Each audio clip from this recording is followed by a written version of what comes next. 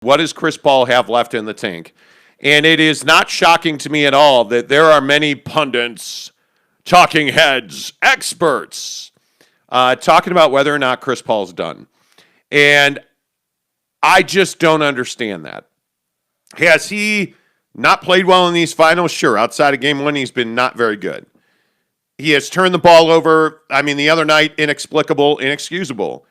But you can't tell me that Chris Paul all of a sudden is just done. Chris Paul, my guess is going to be the guy that they try to get off early tonight. Or tomorrow night, excuse me. And my guess is that he and Devin Booker will each have 30 points. And back in Phoenix, the role players for the Suns will play well, Jake, and I think the Suns are going to win Game 5. Yeah, I think that the Suns have to find a balance early in the game between getting Chris Paul going and getting Devin Booker going because they're both equally important. And I think that, in Game 4, it was clearly the game plan to get Devin Booker going early in the game, and then that just didn't really allow Chris to get going. So I don't know how you find that balance other than to say, let's not just run offense for one guy. Let's run quality offense like you have been all year long. I mean, that's the thing that I feel like the Suns have to do. They just got to get back to who they are in the game that they play. I mean, these last couple of games, we haven't seen the Chris Paul mid-range, chaos that we all know and love. We haven't seen the pick and roll, being really effective at the top of the key. It just hasn't been a thing, and I don't really know why. It's not like the Bucks are playing unbelievable defense off the pick and roll. So I just think that the Suns have to get back to who they are. And I think Chris has to have a big game. This feels like a game where Book and Chris both have to have 30 and 7 or 8 assists. And if that happens, you're going to be in good shape. If that happens, what is the probability that happens? I think the one thing I disagree with that you said there is that Devin Booker, the emphasis on Devin Booker, starting off hot, shooting a lot, scoring a lot, getting back on his groove, that took Chris Paul out of his game. I disagree with that. Chris Paul still had his looks and missed. Chris Paul refused to shoot for a long stretch of the game, and that's when all the turnovers happen. I think the reason that I'm optimistic that Chris Paul can get back to that groove that we saw out of Uncle Cliff early in the playoffs, during the Denver series, certainly, the Clippers series, certainly. The reason I feel like he can get back to that is because he was trying to do things he's not comfortable doing, which is purely being a facilitator.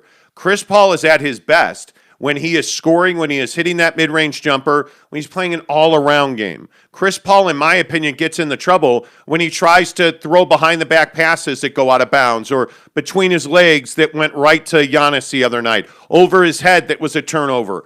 That's when Chris Paul gets in trouble. And then when the game's on the line and he decides, well, you know what, I'm finally going to shoot to try and tie the game here or get us close, he turns the ball over because he hasn't shot most of the game. Uh-huh. So my feeling is it's not an old man Chris Paul thing. My feeling is that it is Chris Paul trying to do too much. That's what it feels like to me. Yeah, I don't think it's an old man Chris Paul thing. I think that's just a very surface level take out of national talking heads. I think it's very much a thing where Chris is trying to find the balance. I really do think that Chris Paul understands that. For them to win a championship, Devin Booker has to be getting, a lot of looks and has to be scoring a lot, which is fine.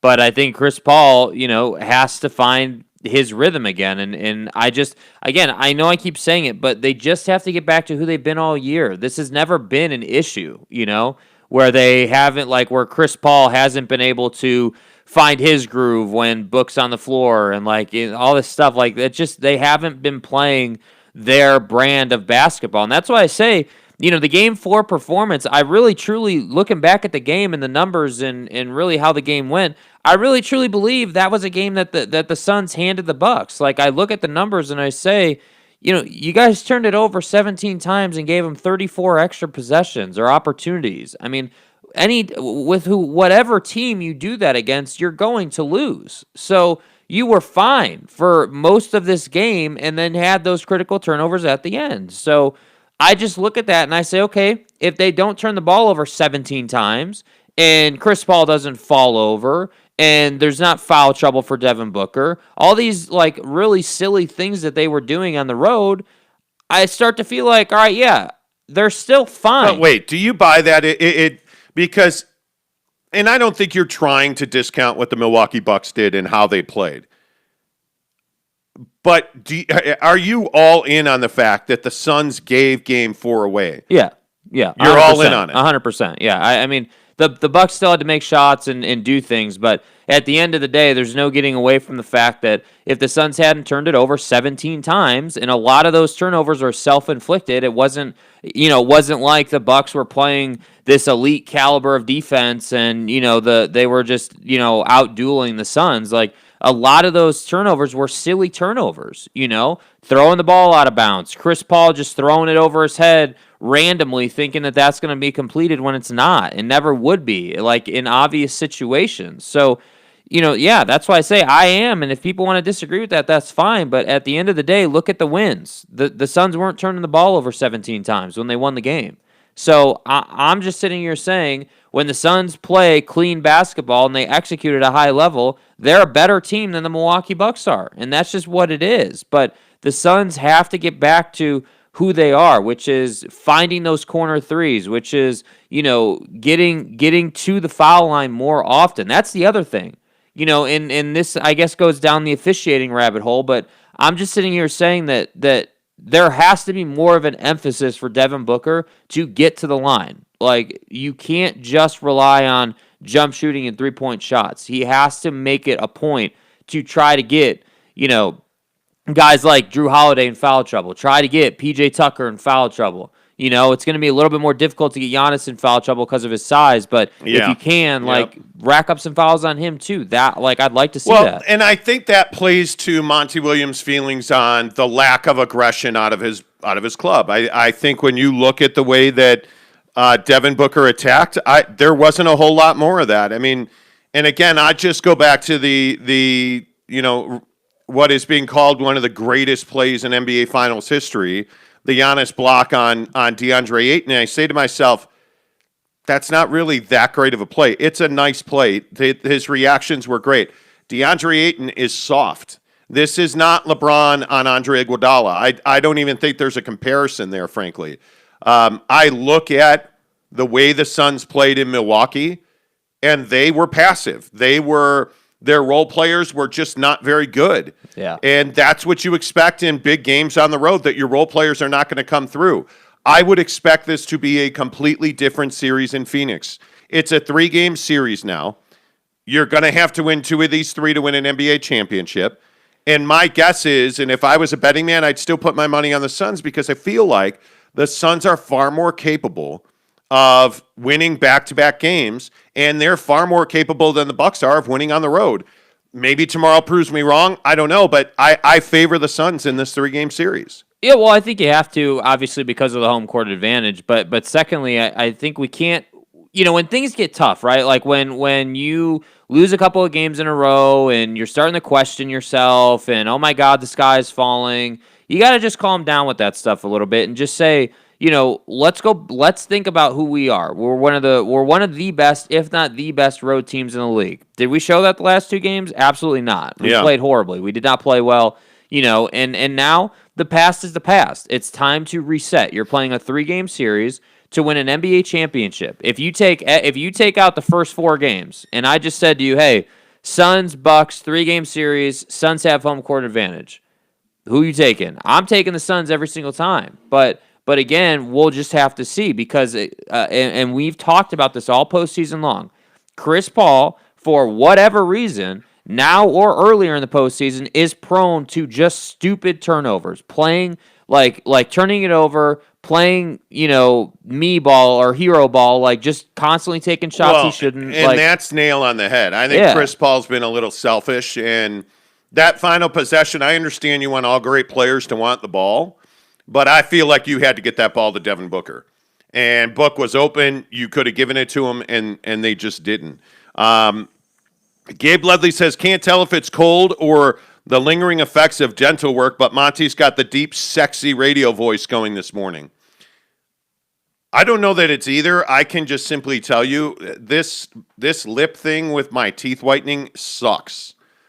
And I don't know if it was an accident or what, but the inside of my lower lip is just raw, and uncut. raw. Like it's bad. And so I would highly recommend teeth whitening. I think it turned out great. But man, there are some side effects that you just don't want to know about. Cody Strickland says, good morning. Jeremy Bolton says, good morning. Ifs and buts were candies and nuts. My aunt would be my uncle, and she's not. I think you're right. Yes. You can't go back and rewrite history here. But what I would say is that you absolutely can count on Chris Paul. And all the doubters of Chris Paul, I think tomorrow night you're going to be proven wrong. I think this is a situation where you're going to see the Chris Paul that we would expect. Again, I would say it's 65-70% both Devin Booker and Chris Paul have 30 points. Yeah. And if that happens, they win by double digits. And I just think in Phoenix, that's what you should expect. You should expect guys like Mikal Bridges. You should expect, frankly, guys like Ayton. Guys like, pick your Torrey Craig. Cam Johnson to play better at home in Phoenix, without a doubt. And I'll be interested to see if that's the case. I mean, the Suns just played very atypically, even in Game 3 more than Game 4. I mean, they shot their feet off in Game 4 just by killing themselves. But in Game 3, the Bucks dominated because the Suns never showed up. That's what I'm saying. The Suns did not bring a complete performance in Game 3 or Game 4. Game 3, you don't shoot well, and you're not even in the game. You lose by 20. Game 4, you shoot the hell out of the ball, but you turn it over a bunch of times. Like, these are things that are not that the Suns just don't normally do. And I'm also, to be honest, I'm also a big believer that the talent in the Western Conference is superior than the talent in the Eastern Conference. So the Suns have been playing, all these deep ass teams in the Western Conference and beating them. You beat the Clippers, you beat the Jazz, you beat whoever you want to point to. So I'm sitting here saying that the Western Conference teams that they've beaten are better than the Bucks. They just have to get back to playing a complete 48-minute performance, and if they do that, they really should be fine. But I think tonight is, to your point earlier, tonight is it. Like, you're either going to do it now or you're not going to win a championship, and Chris Paul is going to have to forever live with the fact that he had this great career but never won. Well, and the other thing that I think you have to remember is that nothing has gone off script in this series. The home team have won every game.